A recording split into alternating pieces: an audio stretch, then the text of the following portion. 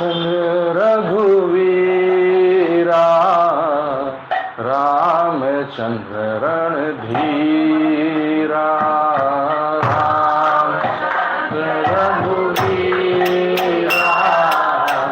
रामचंद्र रणधीरा रामचंद्र रघुवीरा रामचंद्र रणधीरा रामचंद्र रघुवीरा रामचंद्र रणधीरा रामचंद्र रघुनाथा रामचंद्र जगन्नाथा रामचंद्र रघुनाथा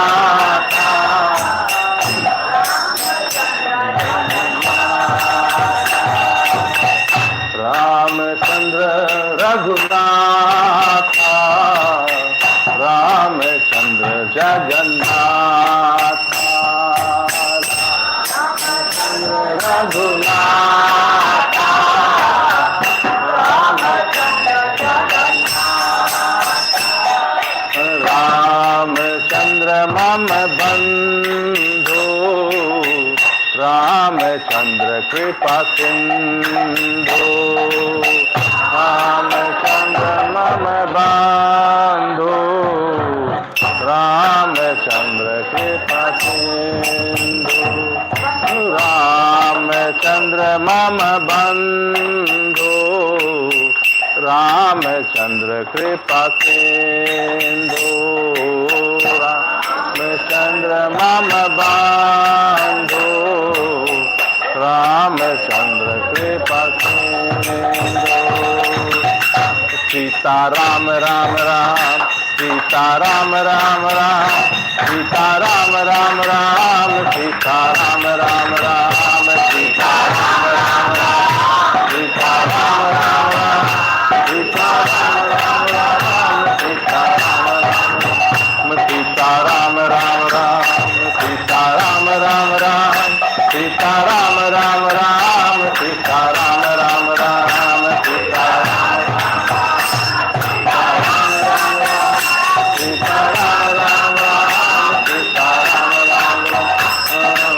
रामचंद्र रघुवीरा रामचंद्र रणधीरा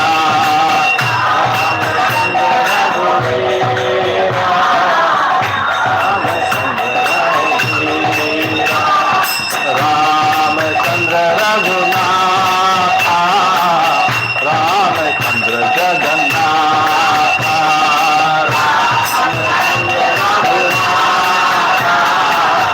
रामचंद्र रामचंद्र मम बंधु रामचंद्र कृपा सिंधु रामचंद्र मम बंधु रामचंद्र कृपा सिंधु सीता राम राम राम सीता राम राम राम सीता राम राम राम सीता राम राम राम सीता राम राम राम सीता राम राम राम सीता राम राम राम सीता राम राम राम रामचंद्र रघुवीरा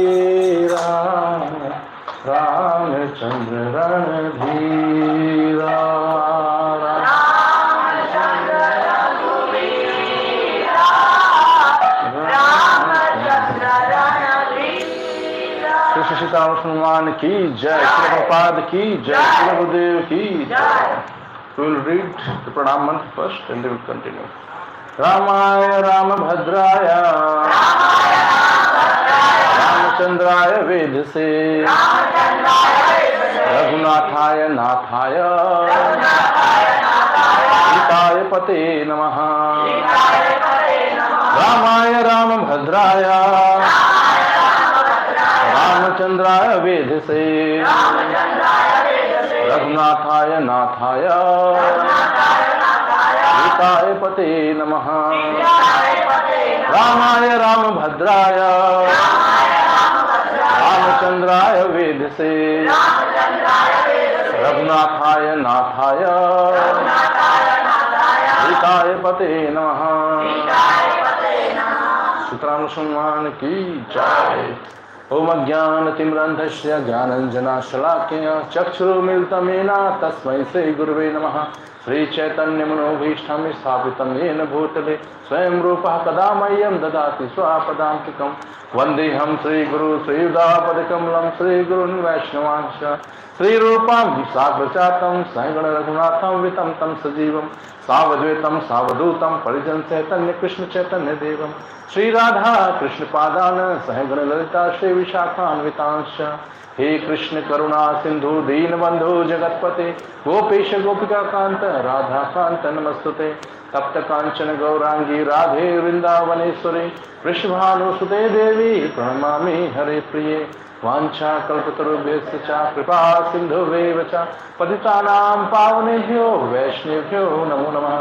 जय श्री कृष्ण चैतन्य प्रभु नित्यानंद श्री अद्वैत गदाधर श्रीवासादि गौर भक्तवृंद। हरे कृष्णा कृष्णा कृष्णा हरे हरे हरे राम राम राम हरे हरे। नमो विष्णुपादाय कृष्ण पृष्ठाय भूतले श्रीमते भक्ति वेदांत स्वामी नामिने। नमस्ते सरस्वती देवी गौरवाणी प्रचारिणे निर्विशेष शून्यवादी पाश्चात्य देशकाल प्रपाद की जय। First of all, I would like to thanks to Base in Charge to give me opportunity to speak on such a glorious topic of Ramayana, and I am just here to purify myself and to serve you all with the best of my ability. हरे कृष्णा। तो अभी हम लोग युद्ध कांड पढ़ रहे हैं, तो आप लोगों ने अभी तक देखा होगा युद्ध कांड में काफी कुछ हो चुका है लगभग आधा। तो वैसे रामायण के विषय में हम सब जानते हैं। कितने लोग रामायण का जो धारावाहिक आता था, जो रामायण बेस्ड था वो धारावाहिक तुलसीदास जी द्वारा लिखित रामायण है, कितने लोगों ने देखा है उसे? ऑलमोस्ट सब ने देखा है।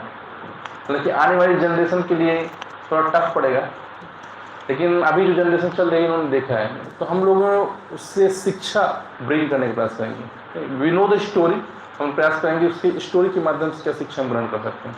तो लास्ट क्लास में आपने देखा है जो युद्ध कांड था उसमें प्रहस्त जो उसकी मृत्यु हो चुकी है, बताएंगे। उसके बाद हम देखते हैं प्रहस्त की जब मृत्यु हो जाती है रावण स्वयं आता है। रावण स्वयं आता है और युद्ध करता है। तो आपने देखा भी होगा रामायण में, रावण आता है युद्ध करने के लिए। तो जब रावण आता है युद्ध करने के लिए तो सबसे पहले वहाँ पे जो बानर रहते हैं, सुग्रीव और जो भी नलकुबेर और बानर, सब प्रयास करते हैं कि हम पहले जाके युद्ध करेंगे। और फाइनली जो हनुमान जी और लक्ष्मण जी जो आते हैं वो युद्ध करते हैं। तो हम देखते हैं कि इसमें एक बहुत बड़ी शिक्षा ये है कि जब कभी भी भगवान के लिए सेवा करने का मौका मिले तो हमें ये नहीं सोचना चाहिए कि सेवा कितनी टफ है, या कि ये नहीं सोचना चाहिए कि मैं नहीं कर पाऊंगा। क्योंकि वास्तव में जब भी हमें मौका मिले सेवा करने का, हमें सबसे पहले आगे उठ के आना चाहिए। तो यहाँ पे जो हनुमान जी हैं और लक्ष्मण जी वो भगवान को सर्व करना चाहते हैं, भगवान को प्लीज करना चाहते हैं। नहीं तो बोलते पता नहीं रावण आया है, साधारण व्यक्ति क्या बोलता है, अरे इतना बड़ा राक्षस है हम क्यों लड़े, नहीं आप तो भगवान हैं, आप तो मार सकते हैं, आप ही जाके मार दीजिए, हम क्यों जाकर टेंशन लें। तो लेकिन जो भक्त होता है वो क्या करता है, वो सोचता है कि भगवान को किसी तरह का कष्ट ना हो, भगवान को मेहनत ना करनी पड़े। इसलिए जो है हनुमान जी स्वयं जाते हैं और लक्ष्मण जी जाते हैं, युद्ध करते हैं रावण से। फिर हम देखते हैं कि हनुमान जी बड़े बड़े पहाड़ों को फेंकते हैं और बड़े बड़े वृक्षों को उखाड़ के फेंकते हैं, लेकिन रावण जो है सब कुछ ध्वस्त कर देता है एक बार में, ठीक है। और फिर हनुमान जी उसके ऊपर प्रहार करते हैं अपने मुष्टिका से, तो रावण भी पीछे गिरता है, फिर रावण भी प्रहार करता है, फिर हनुमान जी भी गिर जाते हैं। लक्ष्मण जी देखते हैं कि बराबर का युद्ध चल रहा है, कोई जीत नहीं रहा, तो लक्ष्मण जी क्या है इंटरफेयर करते हैं, बीच में आते हैं। और फिर लक्ष्मण जी को देख के जो है रावण बहुत अनंत कोटि जो है बाणों को छोड़ता है, पहले हजारों बाण छोड़ता है, लक्ष्मण जी सारे बाण जो भेद देते हैं, फिर रावण और बाण छोड़ता है, इस तरह युद्ध चलता ही रहता है। तो कई बार देखने में लगता है कि क्या हनुमान जी जो है रावण को नहीं हरा सकते थे, लेकिन लक्ष्मण जी जो है जो स्वयं बलराम है, जो लक्ष्मण जी कोई डिफरेंस नहीं कृष्ण और बलराम में। प्रभुपाद जी लिखते हैं there is no difference in Krishna and Balaram, there is only one difference. You know what is the difference? Krishna is black and Balaram is white. That is only the difference. आप ये मत सोचिए कि कृष्ण जो है उनसे कम पावरफुल बलराम, और फिर ऐसे छोटे मोटे राक्षसों के लिए। तो फिर एक दृष्टि भी बनती है लोगों की दृष्टि में, क्यों जो है हनुमान जी जो रावण खाना नहीं पा रहे, क्यों जो है लक्ष्मण जी हैं रावण खाना नहीं पा रहे। तो जो आचार्य बताते हैं कि जो भगवान के शुद्ध भक्त हैं और भगवान के जो आंशिक अवतार हैं, वो क्या करते हैं कि जो क्रेडिट है वो भगवान को देना चाहते हैं। तो वो नहीं चाहते कि हम जो है रावण को हरा दें और युद्ध खत्म हो जाए और भगवान ने मारा नहीं है अभी। और भगवान ने जो लीला लिया है, लीला का जो अवतार लिया है, वो वास्तव में एक तरह से एक रस का आस्वादन के लिए भी लिया है, जिसको बोलते रौद्र रस। तो रस का आस्वादन भी अधूरा हो जाएगा, भगवान जो युद्ध नहीं करेंगे तो उसका आस्वादन नहीं कर पाएंगे। इनफैक्ट हम देखते हैं कि भगवान भी कभी कभी भक्तों को ग्लोरीफाई करते हैं। कैसे करते हैं? जैसे देखो, भगवान जो कृष्ण है वो अर्जुन को ग्लोरीफाई कर रहे हैं। चाहते तो कुरुक्षेत्र के युद्ध में कृष्ण पार्टिसिपेट कर सकते थे, बहुत जल्दी खत्म हो जाता। अर्जुन कैसे ग्लोरीफाई कर रहे हैं कि जब ग्लोरीफाई भी कर रहे हैं और रेक्टिफाई भी कर रहे हैं, क्लैरिफाई भी कर रहे हैं। जब भीष्म पितामह से युद्ध हो रहा था अर्जुन का, तो अर्जुन जो है पूरी शक्ति से नहीं लड़ रहे थे, क्योंकि भाई उनके दादाजी बचपन से उनके गोद में खेला है, तो पूरी शक्ति से नहीं लड़ रहे थे। भगवान को पता है, भगवान को अंतर्यामी सब जानते हैं। तो जब भीष्म पितामह अर्जुन के ऊपर बाण मारते थे, तो कभी कभी कृष्ण जानबूझ से खड़े होकर उन बाणों को अपने छाती में ले लेते थे और इंडिकेट करते थे कि कैसे योद्धा हो तुम, तुम्हारे सामने जो तुम्हारे सारथी को मारा जा रहा है और तुम कुछ नहीं कर पा रहे। तो एक तरह से भगवान रस का भी आस्वादन करते थे, क्योंकि भगवान जो है जब रौद्र रस का आस्वादन करता है कोई व्यक्ति, देखते हो आप जैसे कि पहलवान लोग जब युद्ध करते हैं, तो जब तक एक पहलवान दूसरे पहलवान को उठा के पटक नहीं देता तब तक उसको आनंद नहीं आता, उसको फील नहीं होता बराबर का है। और फिर आजकल जैसे हम देखते हैं क्रिकेट लोग खेलते हैं, चेस खेलते हैं, कैरम बोर्ड खेलते हैं, तो जब देखते हैं अपोनेंट ना कुछ खास नहीं है तो मजा नहीं आता खेल में। लेकिन जब देखते हैं अपोनेंट जो बहुत स्ट्रांग है, अच्छी बॉलिंग कर रहा है, तो उसको उसके ऊपर शॉट मारने मजा आता है, नहीं लगता हाँ कोई टक्कर का मिला है। इस तरह युद्ध में भी होता है। तो भगवान जो है हमेशा आस्वादन करते हैं युद्ध, जो भगवान के लिए युद्ध करना बड़ी बात नहीं है। और जो भगवान के भक्त हैं वो युद्ध का आस्वादन करते हैं, लेकिन ग्लोरीज जो है भगवान को देना चाहते हैं। तो यहाँ पे जो हनुमान जी या लक्ष्मण जी रावण से युद्ध करते हैं, लेकिन उसे हराते नहीं और खुद हार जाते हैं, ये सिद्ध करने के लिए कि रावण जो बहुत शक्तिशाली है, तो बलराम जी कौन हरा सकता है।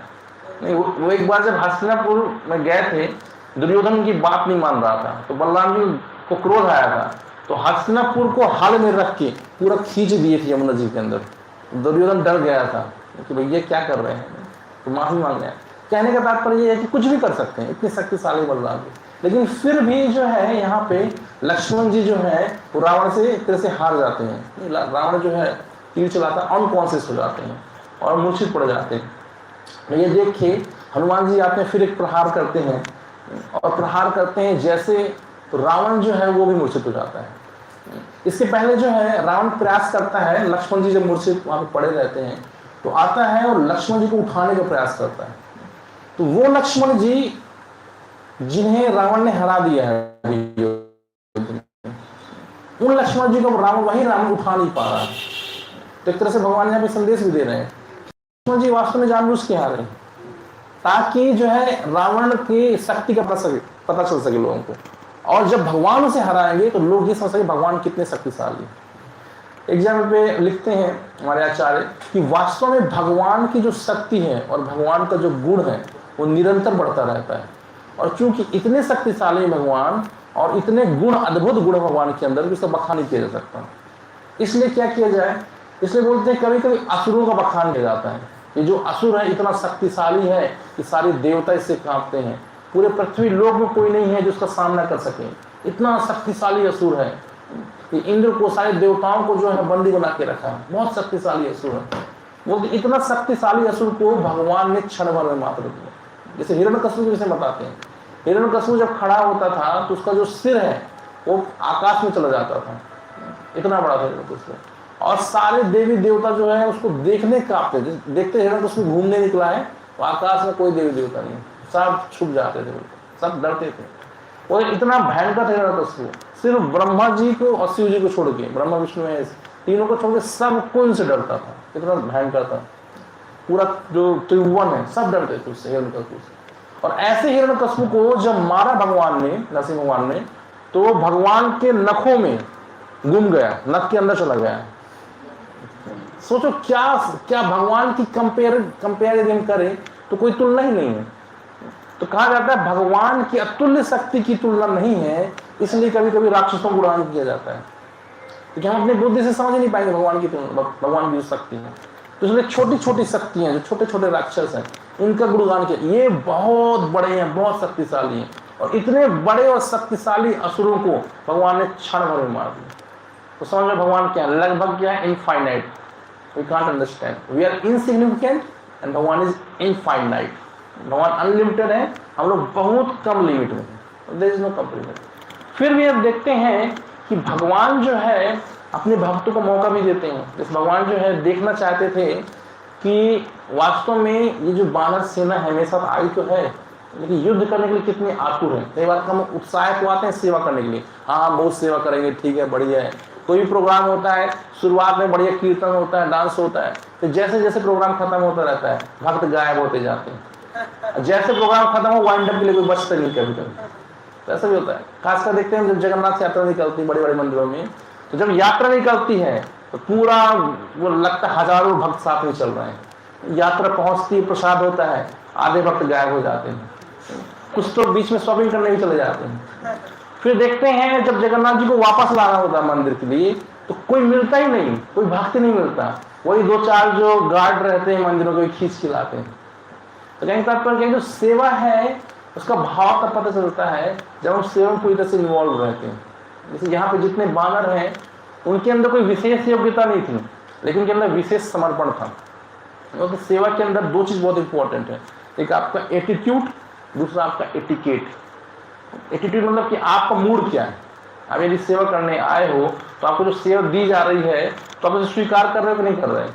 आप अपने मन की सेवा करना चाहते हो, मुझे कीर्तन करना पसंद है, मुझे लेक्चर देना है, या कि मैं डेकोरेट करना चाहता हूँ। आप अपने मन से सेवा करना चाहते हो, लेकिन जो रिक्वायर्ड सेवा आपको करना चाहते हो, दैट इज वेरी इंपॉर्टेंट। कई कई लोग माइंड सेट करके आते हैं मैं यही सेवा करूँगा। अब सब कोई कीर्तन करेंगे, मान लो सब गाने वाले हैं, तो बजाएगा कौन और नाचेगा कौन? तो कुछ गाने वाले भी होंगे, कुछ नृत्य करने वाले भी होंगे, कुछ साफ सफाई करने वाले भी होंगे। तो सेवा की जो क्वालिफिकेशन होती है, जो सेवक है, सेवक की जो क्वालिफिकेशन क्या होती है कि उसके अंदर अपनी कोई डिजायर नहीं होना चाहिए। He should not have any kind of the reservation that I have to do this kind of the service. तो जो बानर थे यहाँ पे, उन्हें जब जो बोला जाता तो करते थे। अब देखा जाए तो ये पूरी आर्मी जो थी, इसके बाद कोई वीपन्स नहीं थे। अधिकांश लोगों के जो अस्त्र थे क्या था, पेड़ और पहाड़, बड़े बड़े पत्थर, कोई वीपन्स नहीं थे, नहीं कोई फाइनेंस सेटलमेंट नहीं था इनके पास, जबकि राक्षसों के पास था सब कुछ। तो कहने का तात्पर्य ये भी है कि जब हम सेवा करने आते हैं तो कई बार हम देखते हैं फैसिलिटीज नहीं मिलती। प्रभुपाद जी जब प्रचार करने आए, तो प्रभुपाद जी जब प्रचार करने जा रहे थे, तो वेस्ट जब प्रभुपाद जी प्रचार करने गए, तो प्रभुपाद जी के पास कुछ भी नहीं था, लिटरली कुछ नहीं था। उन्होंने जो कुछ भी कलेक्ट किया, जो है उनके जो नोन लोग थे, जिनसे उनके संबंध थे, उनके माध्यम से उन्होंने कुछ कलेक्ट किया। और मैक्सिमम जो है प्रभुपाद जी यहाँ से जो कैश अमाउंट है सिर्फ 40 रुपीज था उनके पास, वो लेके गए और कुछ भी लेके नहीं गए। और भगवान की विशेष कृपा देखिए, जब प्रभुपाद जी लौट के आते हैं तो लीलामृत में लिखा है तो 40 रुपये प्रभुपाद जी भारत में आके ही खर्च करते हैं, एक ऑटो वालों को देते हैं। तो देखा जाए प्रभुपाद जी कुछ भी लेके नहीं गए, भगवान ने सब कुछ फैसिलिटेट किया। प्रभुपाद जी ने बहुत कुछ स्टैब्लिश कर दिया। इसी तरह हम देखते हैं कि यदि हम भक्ति करने जाते हैं और हमारा एटीट्यूड सही है और हमारा जो इंटेंशन सही है, तो हमें किसी चीज़ की आवश्यकता नहीं। जो बानर है यहाँ पे पूरी तरह से समर्पित है भगवान के ऊपर। उनका यही उद्देश्य है कि भगवान के आदेश के अनुसार हमें भगवान की सेवा करना है। और भगवान के जो भक्त हैं, जैसे सुग्रीव यहाँ पे राजा हैं, हनुमान जी हैं, तो उनके आदेशों के अनुसार यहाँ पे सेवा कर रहे हैं।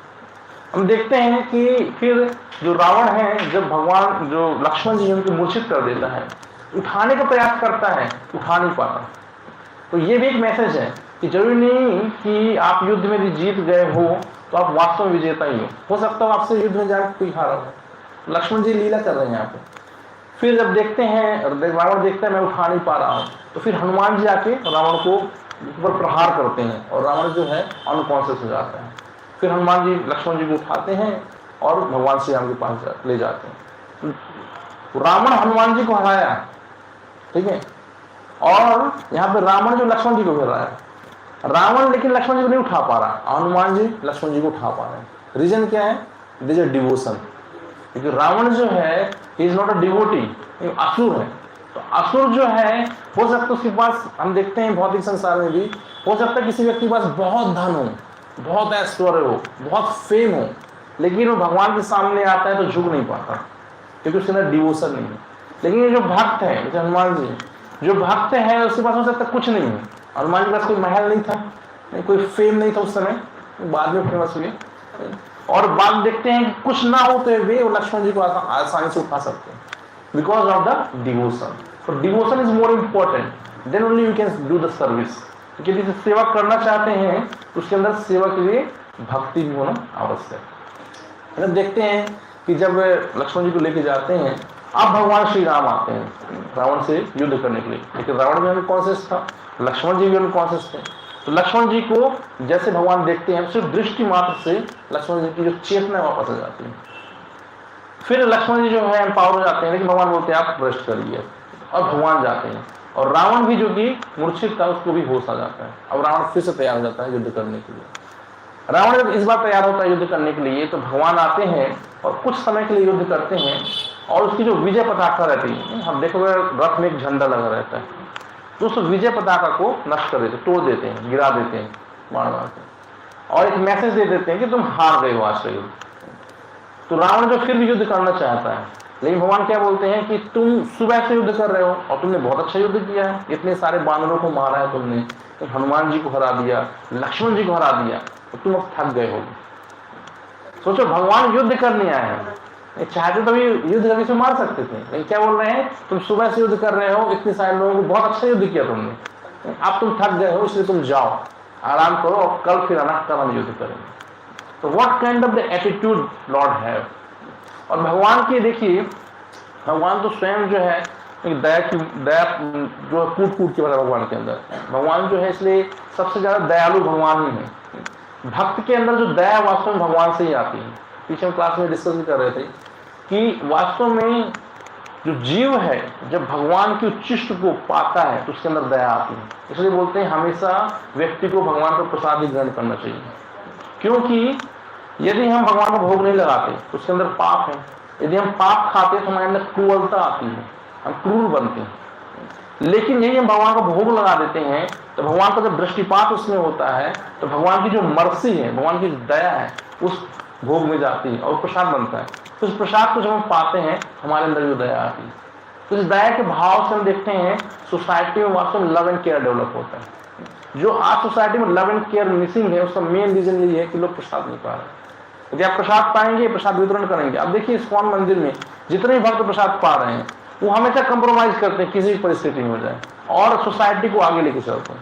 क्यों? क्योंकि सबके अंदर दया है एक दूसरे के प्रति, लव एंड केयर एक दूसरे के प्रति। हम यदि प्रसाद पाते हैं तो दया का भाव आ गया, और भगवान जो है स्वयं जो दया को प्रदर्शित कर रहे हैं। यहाँ पे रावण जिसे मारने आए भगवान, क्योंकि वो बहुत थक गया है, भगवान चाहते तो मार सकते तो नहीं, भगवान तो कभी मार सकते हैं, लेकिन नॉर्मल दृष्टि से देखा जाए तो उसको मारना आसान था। यहाँ पे एक राजनीति जो बोलती, कूटनीति जो बोलती, लेकिन भगवान उसे भेज देते हैं वापस। इसके पहले हम देखते हैं जब युद्ध कांड स्टार्ट होता है उसके जस्ट पहले कि भगवान युद्ध शुरू होने के पहले अंगद को भेजते हैं, और अंगद को क्या क्या बोल के भेजते हैं कि वास्तव में रावण को मैसेज देना कि अभी भी तुम यदि युद्ध से बचना चाहते हो तो बच सकते हो। भगवान का पूर्ण शक्ति है, लोग हैं, बानर बहुत समर्थन करने वाले लोग हैं, लेकिन रावण जो इतना मूर्ख था कि इस दया को समझ नहीं पाता। तो हम देखते हैं कि कई बार क्या होता है कि सोसाइटी में, समाज में भी लोगों के प्रति जब दया का भाव दिखाया जाता है तो उनको लगता है कि अरे ये लोग हमसे कुछ लाभ उठाना चाहते हैं। खासकर जब पुस्तक वितरण करने जाते हैं, बोलते हैं कि आप भगवान की भगवद गीता पढ़िए, आप अपना धन जो है भगवान की सेवा में लगाइए। उनको लगता है अरे ये लोग बेचारे हैं, इन लोग पास कुछ होगा नहीं, ऐसा लगता है। इस लुक लाइक भिखारी, मांग रहे हैं, भीख मांग रहे हैं। एक्चुअली आप देखो ना तो जो भगवान का भक्त है वो भिखारी है, अब भीख मांगने वाले जो रोड वो भी भिखारी है। लेकिन there is a big difference, you know what. जो रोड में खड़े होकर भीख मांग रहा है वो वास्तव में परिस्थितियों के कारण मांग रहा है, उसकी परिस्थिति है, he can't do anything. Shri Shri Radha पाशाद गौर सीताराम स्मरण की जय, श्री प्रपाद की जय, गुरुदेव की जय। जो सड़क में रोड में भीख मांग रहा है परिस्थितियों के कारण मांग रहा है, और दूसरा वो अपनी इंद्रियों को तृप्त करने के लिए मांग रहा है। तो मांगेगा, लेगा भीख, अपनी इंद्रियों को संतुष्ट करेगा। लेकिन जो भक्त है, इफ ही इज बेगिंग, तो भक्त की जो बेगिंग है वो भगवान के लिए, उस बेगिंग के बाद जो उसे मिलेगा उसे भगवान की सेवा में लगाएगा। और दूसरा वो बेगिंग एक सेवा है, तो परिस्थिति नहीं है, उसने he voluntarily accepted. That's why the begging for the lord is bigger than the begging on the street. और हम बताते हैं कि जब हम लोग ग्रंथ का वितरण करते हैं या उनसे धन की याचना करते हैं कि भगवान की सेवा में लगाओ, this is the biggest mercy on them. एक जगह क्या होता है, जगन्नाथ दास बाबू जी महाराज रहते हैं, जब वो जाते रहते हैं तो बहुत ओल्ड एज हो जाता है उनका, तो टोकरी में लेके उनको ले जाते हैं भक्त लोग। बहुत बड़ी सी टोकरी रहती है, उनको रख के ले जाते हैं मंदिर, ले जाते हैं दर्शन कराने कहीं पे भी। तो जो व्यक्ति है उस समय 1 रुपए का कॉइन, 1 रुपये बहुत कहलाता था उस समय, 1 रुपये कॉइन उछाल के फेंकता उनको टोकरी में।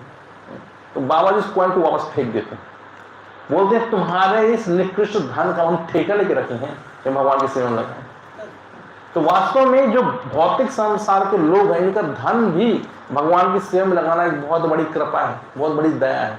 लेकिन चूंकि मूर्ख लोग, रावण की प्रवृत्ति होती है ना, तो रावण समझ नहीं पाता कि भगवान किस तरह हमारे पर दया करते हैं। भगवान अंगद को भेज के बहुत बड़ी दया कर रहे थे उसके ऊपर कि तुम्हारा पूरा वंश बच जाएगा। लेकिन धन के अभिमान में जो राक्षस प्रवृत्ति रहती है, वो भूल जाता है कि वास्तव में उसकी पोजीशन क्या है। संसार में हर व्यक्ति चाहता है राम राज्य आए, चाहते हैं ना, हम सब चाहते हैं। कितने लोग चाहते हैं राम राज्य? सब चाहते हैं राम राज्य। लेकिन समस्या क्या है, राम को कोई नहीं चाहता। You know why? Because when you want the Ram you have to serve the Ram, and दास कोई बनना चाहता है। इसलिए कई लोग बोलते हैं गीता सही है, लेकिन गीता को बोलने वाला सही नहीं। गीता के अंदर कृष्ण जो उनके अंदर से कोई बोल रहा है, और जो अंदर से बोल रहा है शायद हमारे अंदर भी आ जाए और हम ही भगवान बन जाए। तो घूम फिरा क्या बोलने का प्रयास कर रहे हैं कि मैसेज सही है, लेकिन मैसेज देने वाला सही नहीं। सूर्य का प्रकाश चाहिए, सूर्य नहीं चाहिए। Is it possible? Not at all possible नहीं। तो जो रावण की प्रवृत्ति है, आज संसार में सभी लोगों की वही प्रवृत्ति है। जो भौतिक प्रकृति हमको दिख रही है, ये भगवान की शक्ति है। तो रावण जैसे भगवान की शक्ति को उठा के ले आया था, भगवान को भी साथ में ले आता, कोई प्रॉब्लम नहीं होती। लंका भी अयोध्या बन जाता, अयोध्या पार्ट 2 है तो। लेकिन क्यों नहीं बन पाया? क्योंकि उसने सिर्फ सीता जी को लाया, भगवान को छोड़ दिया। उसी तरह हम भी करते कई बार समाज में देखते लोगों को, लोग क्या करते हैं कि भगवान के द्वारा बनाई गई इस प्रकृति का भोग करने का प्रयास करते हैं, लेकिन इसका जो थैंकफुल नहीं भगवान के लिए। तो एक रावण का एटीट्यूड है, इस एटीट्यूड से हमें बाहर निकलना। फिर हम देखते हैं कि भगवान से जब क्षमा, उसको मतलब माफ कर देते कि अब जाओ, कल फिर दोबारा युद्ध के लिए आना। अब रावण जब पहुंचता है तो पहुंचने के बाद दूसरे दिन रावण नहीं आता, क्योंकि एक बार जो है समझ गया है कि मेरा जो खेल खत्म हो सकता है, वो सोचता है और पैतरे अपनाया जाए। रावण फिर अपनी मंत्रियों से डिस्कस करता है कि वास्तव में ना मैं नहीं जाऊंगा। क्यों नहीं जाऊंगा, इसके पीछे रीजन बताता है। रावण बोलता है कि मुझे श्राप मिला हुआ है। जैसे भाई युद्ध, राजा स्वयं युद्ध करने नहीं जा रहा है तो बाकी सेना कैसे मोटिवेट होगी? बोले कि तो हमको मरने भेज रहा है, एक्सपीरियंस करके आ गया है, आप जा नहीं रहा है, तो फिर क्या एक्सक्यूज देता है। वैसे भौतिकवादी व्यक्ति भी एक्सक्यूज देते हैं कि हम क्यों भगवान की सेवा करें। बोलते देखो हमारे पास खाने के लिए सब है, मकान, सब कुछ हमारे पास, हम क्यों जाए भगवान के पास। अब उन मूर्खों को पता ही नहीं कि रोटी कपड़ा मकान के लिए भगवान के पास नहीं जाना, ये तो जानवरों के पास भी है, भगवान के पास क्यों जाना है। तो वास्तविक में जो रियल जिज्ञासा है कि हु आई एम, हमारा संबंध क्या भगवान के साथ, इसलिए जाना भगवान पर। लेकिन भौतिक संसार के लोगों के पास जितना धन होता है, जितना ज्ञान होता है और जितना फेम होता है, ये तीनों चीज बहुत डेंजरस है। आप जो है जो धन है, जो ज्ञान है, जो यश है, अब जो फालतू को वैराग्य है, कुछ लोग वैरागी बने रहते नहीं अंदर से, भोगी रहते हैं, बाहर से वैरागी, जो वैराग्य है, और जो पॉलिटिकल जो फेम वगैरह रहता है, ये सब बहुत डेंजरस है। पता है क्यों? क्योंकि ये एक भगवान का है।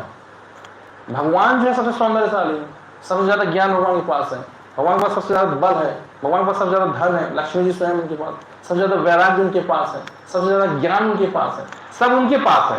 और वो एक बूंद हमको दे देते हैं ना, हमको लगता है हम भी वही भगवान। क्यों? क्योंकि हम ये नहीं सोच पाते कि ये भगवान का है। जब हम ये नहीं समझ पाते भगवान का है, उसको डाइजेस्ट करना मुश्किल हो जाता है। जो लोग बहुत सुंदर रहते हैं ना, उनके अंदर बहुत एटीट्यूड रहता है कि नहीं, मेरे टक्कर कोई नहीं है ना, बस मैं ही मैं हूँ। उसे बहुत नॉलेज रहता है, वो सुनना नहीं चाहता किसी का। एक दो लाइन बताओगे ना, तीसरी लाइन वही बोलेगा, क्योंकि लगता है कि मुझे ज्यादा पता है। अच्छा, बहुत धन रहता है, उसका अलग एटीट्यूड रहता है, उसको लगता है कि हम क्यों जाए किसी के पास, वो आए हमारे पास। अच्छा, आप आए अपने भगवान को भी ले आना, आप आए, हम मंदिर नहीं जा सकते। तो क्यों? क्योंकि वास्तव में समझ नहीं पाते ये लोग कि वास्तव में उनके पास जो है ये भगवान का है। तो जो रावण की प्रवृत्ति है इसी तरह की है। और जब ये लोग, इन लोगों की लाइफ में कुछ गलत होता है तो और भय से कांप जाते हैं, डर जाते हैं। तो रावण जो है एक्सक्यूज दे रहा है कि मैं नहीं जा पाऊंगा क्योंकि मुझे श्राप मिला है। तो बताता कौन कौन से श्राप। सबसे पहले तो बताता है कि इक्ष्वाकु वंश में ही इक्ष्वाकु वंश में एक राजा हुए, उन्होंने मुझे श्राप दिया था कि मेरे ही वंश में कोई आएगा जिसके कारण तुम्हारी मृत्यु होगी। तो राम उन्हीं के वंश का है, तो मैं इसलिए नहीं जाऊंगा। तुम लोग राम को मार सकते हो लेकिन मैं नहीं जाऊंगा, तो मुझे श्राप मिला है ना, तो फिर तुम लोग जाके मारो। तो बोलते हैं अच्छा ठीक। फिर दूसरा रीजन बताता है कि जो है एक बार वेदवती नामक एक जो है स्त्री थी, उन्होंने जब तपस्या कर रही थी, उनके साथ जो रावण के अवैध संबंध बनाते हैं गलत तरीके से, तो उन्होंने श्राप दिया कि तुम्हारी मृत्यु के कारण जो स्त्री बनेगी। फिर स्वर्ग में जाते हैं तो ब्रह्मा, उन्होंने श्राप दिया कि तुम्हारे मृत्यु के कारण जो एक स्त्री बनेगी। और जब वो जो शिव जी उनका कैलाश पर्वत उठाते हैं, तब माता उमा जो है उनसे क्या हो जाती है, उनसे नाराज हो जाती है, क्योंकि एक सर्विस एटीट्यूड नहीं था, अहंकार से उठाते हैं ना। अब शिव जी तो मान लो भोले बाबा हैं, उनको दिक्कत में माफ कर देते हैं, लेकिन पार्वती जी इतनी आसानी से माफ नहीं करेंगे। उन्हें बोला तुम डिस्टर्ब कर रहे हो, मतलब क्रिएशन में डिस्टर्बेंस कर रहे हो, हमारे निजी लाइफ में डिस्टर्बेंस कर रहे हो। कैलाश को उठा रहे भाई, तपस्या करने सामने बैठे करो, नहीं प्रणाम करो, तो क्या ये क्या दिखा रहे हो तुम अपना। तो जो माता पार्वती हैं वो इस बात से क्या है दुखी हो जाती हैं, तो श्राप देती हैं कि तुम्हारे मृत्यु के कारण किस लिए बनेगी। इस तरह से कई श्राप उसको मिलते हैं। अपने मंत्र को समझा रहा है तो देखो वही मेरा पत्ता कर सकता है, क्योंकि बहुत सारे श्राप मेरे साथ हैं, लेकिन तुम लोग जो राम को मार सकते हो, राम को बड़ी बात नहीं है, लेकिन चूंकि मुझे श्राप मिला है ना, इसलिए दिक्कत है। तो फिर वो भेजना चालू करता है और अपने पुत्रों को भेजता है, सब एक एक करके मारे जाते हैं। फिर जो है तो समझ जाता है कि कुछ बड़ा करना पड़ेगा। फिर याद आता है कुंभकर्ण सो रहा, तो उठाया जाए इसको। तो कुंभकर्ण को उठाते हैं। अब कुंभकर्ण के साथ कंडीशनिंग क्या थी कि वास्तव में जब कुंभकर्ण का जन्म हुआ था तो इतना अतिकाय था, बहुत बड़ा शरीर था, जो कुछ भी था खा जाता था सब।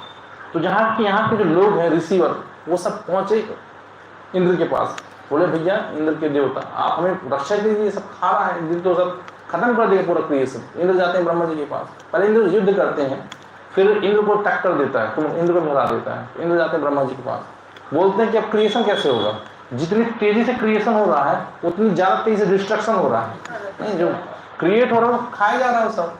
तो ब्रह्मा जी बोलते हैं हाँ ये डिस्टर्बेंस है। ब्रह्मा जी जो उसको बुलाते हैं, बोलते तुम जीवित तो रहोगे लेकिन मृत्यु की तरह, मतलब हमेशा सोते रहोगे। तो रावण जो बड़ा भाई उसको बड़ा कष्ट होता है, बोलता है थोड़ा समय दो इसको। तो दो अलग अलग वर्णन आते हैं। एक जगह बताया जाता है कि उसे जो है ब्रह्मा जी जो आप 6 महीने जीवित रहोगे, मतलब 6 महीने आप सोओगे, 6 महीने आप जग सकते हो। एक जगह वर्णन आता है कि 6 महीने आप सोओगे, हर 6 महीने के बाद सिर्फ 1 दिन के लिए आप जग सकते हो, बाकी फिर सोओगे, मतलब हर 6 महीने के इंटरवल में 1 दिन आप जगोगे। तो फिर इस तरह का उसको मतलब जो मानो वरदान मानो या कि अभिशाप मानो, इस कंडीशनिंग के साथ वो रहता है। फिर अब देखते हैं कि कुंभकर्ण को उठाने की बारी आती है। तो इसी बीच में जो है जब उसे ब्रह्मा जी वरदान दे रहे होते हैं तो उसको ये वरदान भी ले लेता है कि भाई एक दिन जब मैं जीवित रहूंगा ना तो मैं जो करना चाहूँ कर लूंगा, मतलब जो इच्छा होगी मैं करूंगा, कोई डिस्टर्बेंस नहीं करेगा। मैं कोई युद्ध लड़ेगा तो हारेगा मेरे से, मतलब शक्तिशाली रहूंगा, कुछ भी होगा मेरी मर्जी चलेगी। ब्रह्मा जी बोलते ठीक है एक दिन की बात है, चलो अब इतना कुछ सही है तो इसको सही लेते हैं। अब जो है कुंभकर्ण की जो कंडीशनिंग थी वो बाधा पड़ गई। अभी कुंभकर्ण सोया ही था, 9-10 दिन ही होते, अब उसको उठाया जा रहा था। तो कुंभकर्ण को बहुत सारे, आपने पढ़ा होगा वर्णन, देखा भी होगा रामायण में, बहुत ज़्यादा डिटेल नहीं बताऊंगा।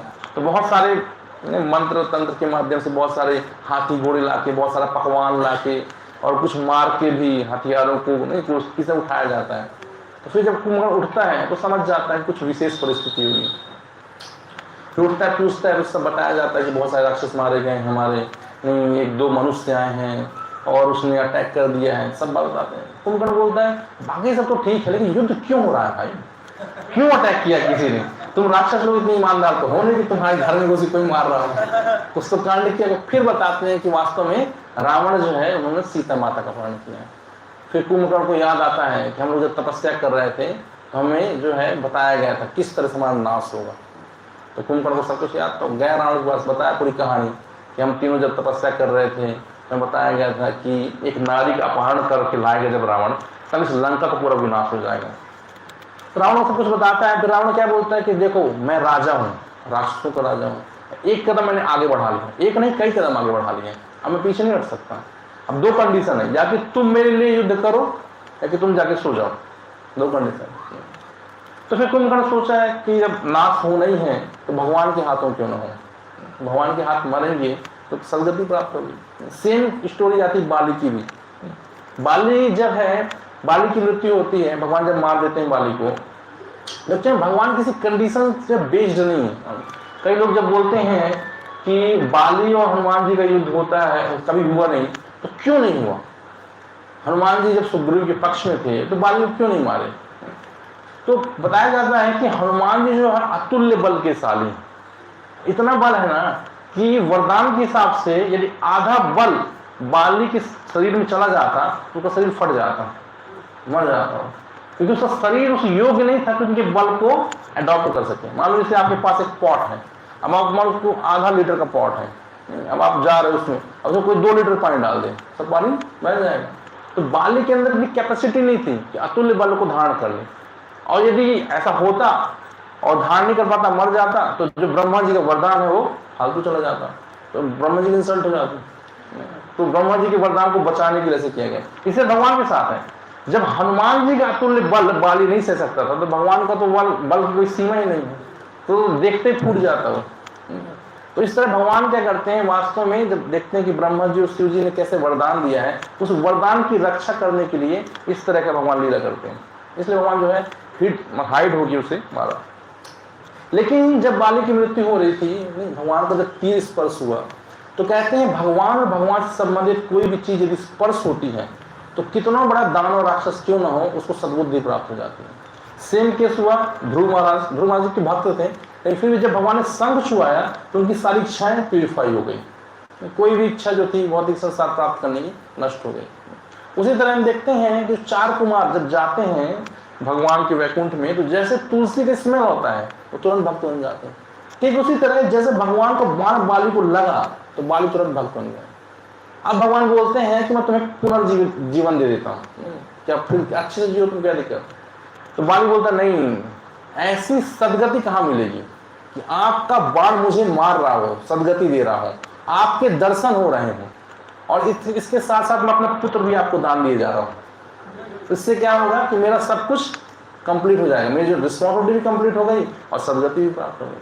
तो इस तरह से हम देखते हैं कि कुंभकर्ण भी सोच रहा है कि यदि मैं भगवान के हाथों मारा जाऊंगा तो अपयश से बचूंगा। अपयश क्या है कि रावण का साथ नहीं दिया, वैसे विभीषण चले गए हैं, मेरे ऊपर भी एक अपयश लगेगा, तो इस अपयश से बचूंगा, दूसरा भगवान के हाथों मृत्यु होगी। तो इस तरह से फिर कुंभकर्ण जाता है। कुंभकर्ण जब आता है वहां युद्ध के लिए, तो जितने बानर हैं सब देख के भयभीत, आ क्या रहा है, इतना बड़ा, बुर्ज खलीफा से ही बड़ा था। मैं देख रहा था बुर्ज खलीफा की हाइट जो है लगभग 2700 फीट समथिंग है, कुंभकर्ण की लगभग 3600 थी, 600 वो बताया गया, नहीं बहुत उससे भी बड़ा था वो, बहुत चौड़ा।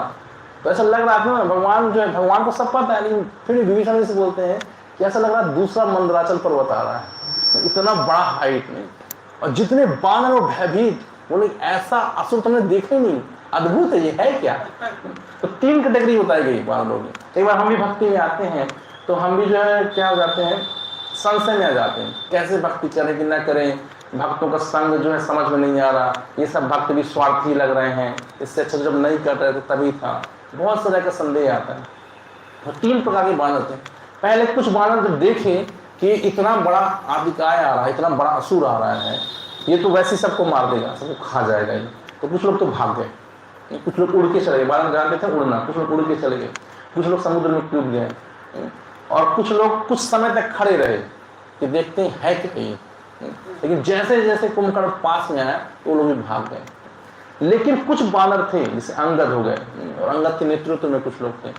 अंगद बोलते हैं कि याद रखना कि निश्चित तौर पे भगवान श्री राम से वध कर देंगे, और जितने लोग बचे हैं यहाँ पे वही वास्तव में असली सिपाही कहलाएंगे। मरना तो है एक दिन, लेकिन यदि युद्ध करके मरेंगे तो अच्छी सदगति प्राप्त होगी, क्योंकि जो युद्ध करता है वास्तव क्षत्रिय गुण रहते हैं उसके अंदर। तो इस तरह से 3 कैटेगरी बताया गया।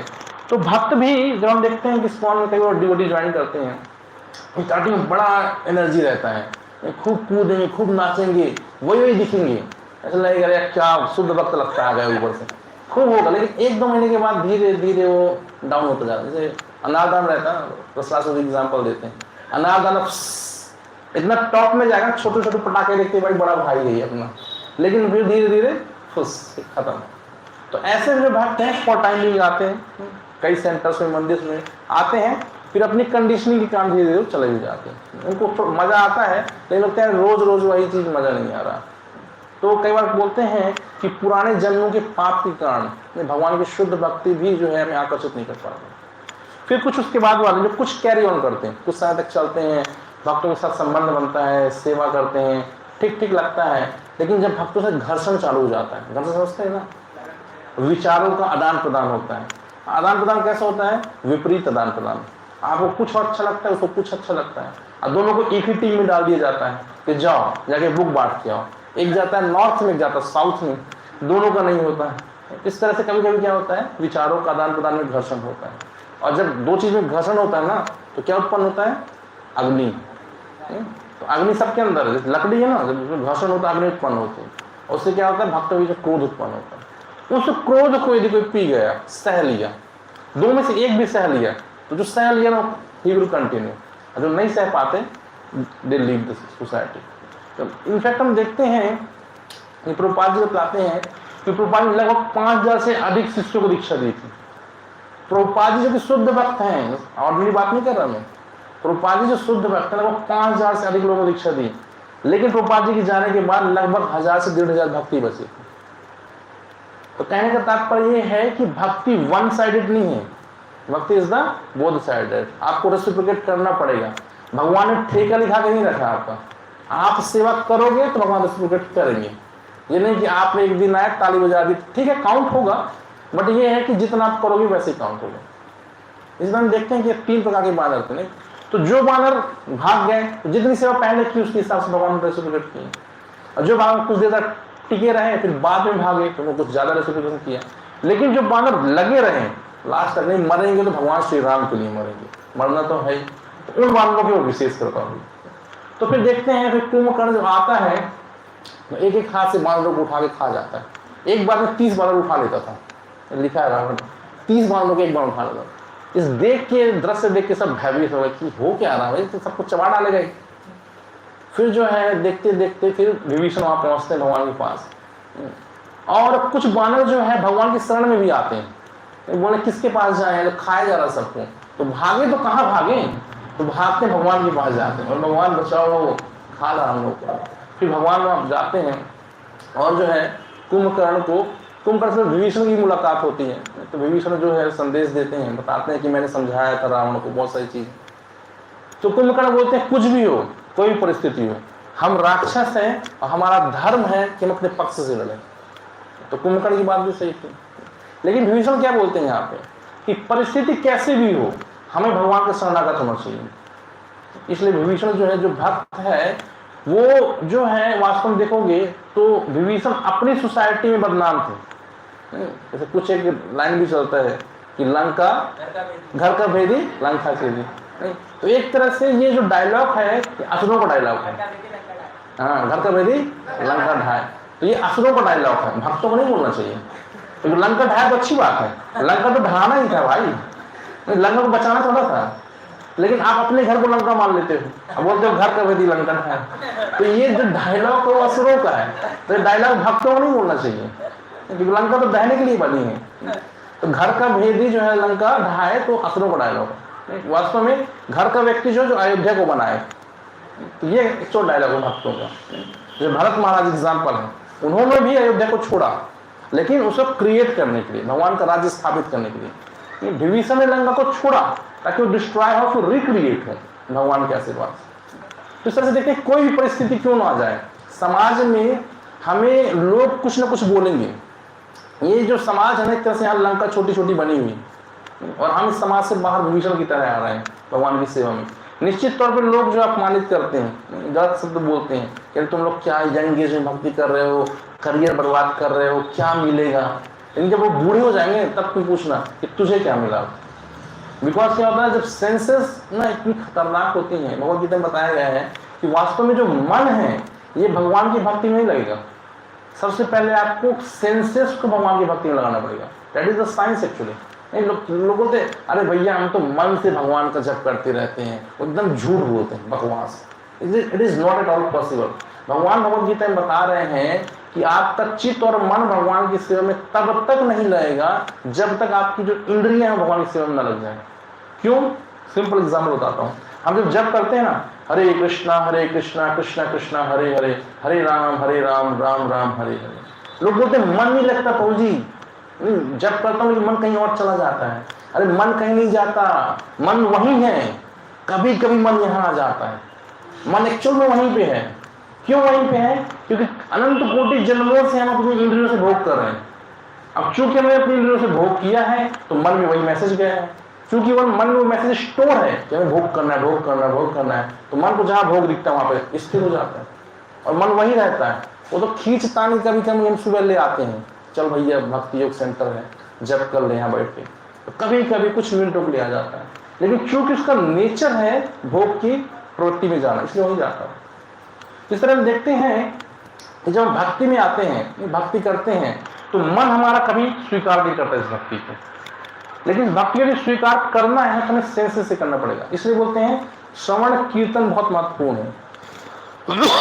इसमें बताया भागवतम में भी, आई थिंक 2nd चैप्टर में है, जब हम श्रवण कीर्तन करते हैं तो भगवान जो परमात्मा के रूप में हमारे हृदय में प्रवेश करते हैं और हमारे चित्त को साफ, हमारे मल को, गंदगी को साफ करते हैं। सुबह सुबह भंगी आता है, रोड साफ करता है, उसी तरह भगवान परमात्मा के रूप हमारे हृदय में है और हमारे हृदय को साफ करते हैं। और तब जाके जब तक हम श्रवण और कीर्तन करेंगे, भगवान की सेवा करेंगे, तब जाके जप में मन लगेगा। आप ये मत सोचना कि हम बैठ के 26 माला 64 माला करेंगे हमारा उद्धार हो जाएगा। बोकस है ये। क्यों प्रभुपाद ने सेवा की सिद्धांत दिया है? क्योंकि जब तक हमारी इंद्रियां शुद्ध नहीं होंगी हम जप नहीं कर सकते। और यदि कोई जप कर रहा है वास्तव में उसकी इंद्रियां शुद्ध हो गई, और बहुत एक्सेप्शनली कोई है, जैसे श्रील प्रभुपाद जी हो गए। इनफैक्ट जो प्रभुपाद जी के डिसाइपल्स हैं उन्होंने भी इतनी सेवा की है, इतनी सेवा की इस फॉर्म में, इसलिए प्यूरिफाई हुए, इसलिए वो जप कर पा रहे हैं। लेकिन यदि हम सेवा नहीं करेंगे, सोचेंगे बैठ के जप कर लेंगे और लेक्चर प्रवचन बांटते रहेंगे, लोग सुनते रहेंगे, तो हम प्यूरिफाई नहीं होने वाले। This is simple principal. हमें अधिक से अधिक सेवा करना ही पड़ेगा। सेवा करने का दूसरा क्या है? श्रवण और कीर्तन, ये भी करना है। तो जब हम श्रवण कीर्तन करते हैं, भगवान की सेवा करते हैं, तो हमारी जो सेंसेस है, खासकर जो ज्ञानेंद्रियां हैं, ये प्यूरिफाई होती हैं और फिर ये हमें ऐसा मैसेज स्टोर करती है माइंड में, जिससे माइंड जो है पुराने जो गंदगी है वो साफ होती है और नया मन हमारा विकसित होता है और उस वो मन मतलब चेतना विकसित होती है, फिर हम जब करना हमारे लिए आसान होता है। तो that what we have to develop. तो कुंभकर्ण जब यहाँ पे आता है तो कुंभकर्ण को अब जो है भगवान, जब संवाद हो जाता है सब, तो कुंभकर्ण को मार देते हैं। जब कुंभकर्ण मर जाता है तो अब जो है रावण को लगभग कंफर्म हो जाता है कि जो है अब बसूंगा नहीं। लेकिन मेघनाथ एक इकलौता रहता है जिसको बहुत विश्वास होता है। क्यों होता है मेघनाथ को इतना विश्वास? क्योंकि एक बार जो रावण इंद्र में आक्रमण करता है तो स्वर्ग में रावण को इंद्र जो है बंदी बना लेता है। तो मेघनाथ जाता है, इंद्र से युद्ध करता है और इंद्र को जीत लेता है, युद्ध में जीत लेता है। इंद्र इतना खुश हो जाता है, बोलता माँ क्या वरदान। पहले तो अपने पिता को मुक्ति मांग लेता है और फिर इंद्र से अपना नाम लेता है, तो इंद्रजीत उसका नाम पड़ जाता है। तो रावण को इस बात का कॉन्फिडेंस रहता है कि इंद्र को जो हरा सकता है तो राम लक्ष्मण को इसे आगे हरा दे। तो फिर जो है इंद्रजीत को भेजता है। आपने देखा है 2 बार इंद्रजीत जाता है। नहीं, पहली बार जाता है तो पहले वाल्मीकि रामायण में अलग तरीके बताया गया, तुलसीदास रामायण में बताया गया। तो तुलसीदास में बताया गया कि इंद्रजीत जाता है तो पहले लक्ष्मण जी से युद्ध करता है, जब तो उनको मूर्छा कर देता है, मूर्छित हो जाते हैं। तो फिर जो है विभीषण बोलते हैं कि वैद्य है, कहाँ पे? लंका में। तो उस वैद्य को लेके आता है। तो जब वैद्य पहुंचता है तो बोलता है भाई तुम लोग तो जबरदस्ती उठा के ले आए मेरे को, भाई नहीं, अब फिर मैं क्यों करूँ इसकी रक्षा? तो भगवान बहुत अच्छी बात बोलते हैं। भगवान बोलते हैं कि जो प्रोफेशनल व्यक्ति होता है ना, उसका कार्य होता है अपने प्रोफेशन को पूरा करना। वो शत्रु और मित्र नहीं देख सकता। डॉक्टर है यदि तो चाहे आतंकवादी की गोली लग जाती तब भी यहाँ पे एम्स में आता है, एडमिट होता है, गोली निकालते हैं, बाद में भले से फांसी चढ़ा दी, ये पहले गोली निकाल कर ट्रीटमेंट करते हैं क्योंकि उनका जॉब है। तो भगवान बोलते हैं जो चिकित्सक उसका जॉब है, वो बैर और मित्र और बैर नहीं देखता, उसको सेवा है, वो करनी पड़ेगा। इनफैक्ट हम देखते हैं कि जब द्रोणाचार्य के यहाँ दृष्टुद्युम्न आता है, द्रुपद का पुत्र जो है, तो द्रुपद का जो पुत्र था, द्रुपद ने उसे उत्पन्न इसलिए किया था ताकि द्रोणाचार्य की मृत्यु हो सके। तो अपने मृत्यु को साक्षात द्रोणाचार्य ट्रेनिंग दे रहे हैं कि किस तरह से तुम मेरी मृत्यु कर पाओगे, पूरी ट्रेनिंग दे रहे हैं, पूरी शिक्षा दे रहे हैं, क्योंकि गुरु है, गुरु कर्तव्य है कि उसकी शरण में यदि कोई आए उसको शिक्षा देंगे। तो इस तरह से हम देखते हैं कि फिर जो है वो चिकित्सक जो है जो लक्ष्मण जी के लिए दवा मंगाते हैं, औषधि मंगाते हैं, हनुमान जी लेके आते हैं। तो शिक्षा क्या मिलती है कि यदि हमारा धर्म है कि हम जो है हाँ एक आश्रम में जुड़े हुए हैं, चाहे गृहस्थ आश्रम में हो या ब्रह्मचारी आश्रम में हो, तो हमें देखना पड़ेगा हमारा कर्तव्य क्या है, हम कैसे भगवान की सेवा कर सकते हैं। बीइंग अ ब्रह्मचारी, उसको मंदिर में रहना, आज यहाँ पे रहना, बेस में रहना है, सेवा करना भक्तों की। जो गृहस्थ है उनका दायित्व क्या है कि जो 3 आश्रम है, ब्रह्मचारी, वानप्रस्थ, संन्यास, इन तीनों के लिए सहयोग प्रदान करना। वैसे तो प्रभुपाद जी ने लिखा है एक गृहस्थ वो है कि अपने भोजन को स्वीकार करने के पहले घर से बाहर निकले, जोर जोर से चिल्ला के पूछे कोई भूखा तो नहीं है आसपास। मतलब एक गृहस्थ कर्तव्य है कि सोसाइटी में कोई व्यक्ति भूखा नहीं होना चाहिए। दूसरे एंगल से कि सोसाइटी जो मेंटेन रहे, उस दृष्टिकोण से हमेशा सेवा करते रहना चाहिए। तो हम देखते हैं यहाँ पे फिर जो चिकित्सक रहता है, औषधि लाते हनुमान जी, फिर उनकी दवाई करता है। उसके बाद हनुमान जो है लक्ष्मण जी पुनः जो है जी वो कॉन्शियसनेस वापस से जाता है। फिर हम देखते हैं फिर दोबारा जो मेघनाथ आता है युद्ध करने के लिए। तो विभीषण का एक बहुत बड़ा परीक्षण हो रहा है यहाँ पे। भगवान तो जानते मारना कैसे, सब कुछ पता है, लेकिन ये जो राज है वो कौन बताएगा? तो विभीषण को पता है राज, तो भगवान जानना भी चाहते हैं विभीषण राज्य को बताए। क्यों? क्योंकि जब हम विपरीत परिस्थितियों में भगवान की सेवा करते हैं तो भगवान रेसिप्रोकेट बहुत करते हैं। जैसे हम देखते हैं सुदामा जी जो है मांगने तो गए सुशीला उनकी पत्नी उनके आग्रह से, लेकिन उन्होंने मांगा नहीं। मांगने गए थे, मांगा नहीं, भगवान जान गए, इसलिए भगवान ने सुदामा जी को दिया भी नहीं। मांगा नहीं तो दिया भी नहीं, लेकिन जिसको मांगा था उसको भर के दिया। पूरा जो है वो जो गांव था उसका नाम सुदामा पड़ गया था। आप जब देखे तो पहचान नहीं पा रहे थे। तो भगवान जानते कि वास्तव में भक्त की आवश्यकता क्या है। आवश्यकता नहीं हमें कुछ मांगने की, लेकिन अपने एंड में हमें पूरा प्रयास करना चाहिए। विभीषण जी ने जो जो राजपाट आते सब बता दिए, मेघनाथ को कैसे मारना है, रावण को कैसे मारना है, सब कुछ बता दिया। और भगवान सिर्फ यही जानना चाहते हैं।